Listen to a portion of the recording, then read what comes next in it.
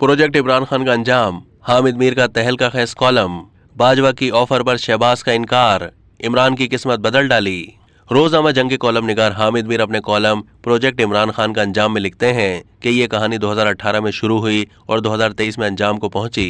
कहानी का नाम है प्रोजेक्ट इमरान खान। प्रोजेक्ट खत्म हो गया लेकिन इमरान खान खत्म नहीं हुआ।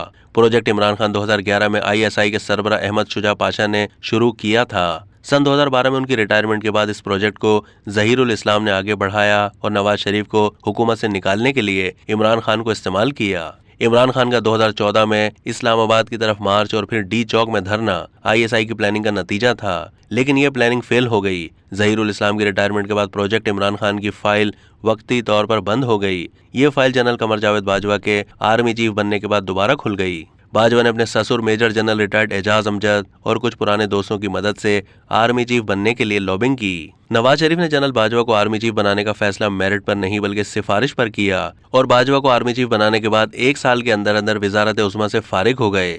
2018 के इंतखाबात से पहले जनरल बाजवा ने इमरान खान से मिलना जुलना शुरू किया तो वो उनसे ज्यादा मुतासिर नहीं हुए। इमरान खान ने उनके रोकने के बावजूद बुशरा बीवी से शादी कर ली। ये हुक्म उदूली बाजवा को बहुत नागवार गुजरी और उन्होंने शहबाज शरीफ से मामला तय करने की कोशिश की। बाजवा चाहते थे कि शहबाज शरीफ अपने भाई नवाज शरीफ से सियासी अलहदगी इख्तियार कर लें, लेकिन शहबाज शरीफ ने वजारत उज़्मा की खातिर अपने भाई को धोखा देने से इनकार कर दिया। शहबाज शरीफ के इनकार ने इमरान खान की किस्मत बदल दी। जनरल बाजवा ने बादल नख्वास्ता दोबारा इमरान खान से रुजू किया और 2018 में उन्हें धौंस और धांधली के जरिए वजीर आज़म बनवा दिया।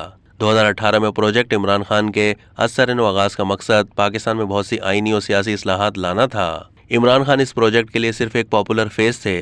प्रोजेक्ट के मकासद में पाकिस्तान को पार्लिमानी निज़ाम से वापस सदारती निज़ाम की तरफ ले जाना भी शामिल था। दूसरी तरफ इमरान खान ने अपने सियासी मुखालफिन से इंतकाम लेने के लिए फौज को इस्तेमाल करना शुरू कर दिया। उन्होंने बाज़ फौजी अफसरान से ज़ाती ताल्लुकात बना लिए जो बाजवा को एक आंख ना भाते थे।